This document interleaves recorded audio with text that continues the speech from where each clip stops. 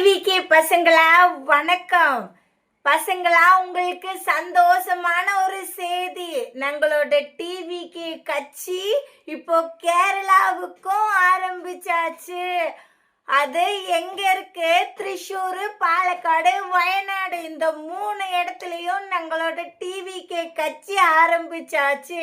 பிள்ளைகளை எல்லாருமே அதுல ரொம்ப சப்போர்ட்டா இருக்கிற. கேரளாவில் மட்டும் இருக்கக்கூடாது, ஆந்திராவிலும் எல்லா இடத்துலயும் நம்மளோட டிவிக்கு கட்சி வரணும். விஜயண்ணாவை யாருக்கெல்லாம் பிடிக்கும்? பிடிச்சவரை அக்காவுக்கு ஒரு கமெண்ட் போடுங்க.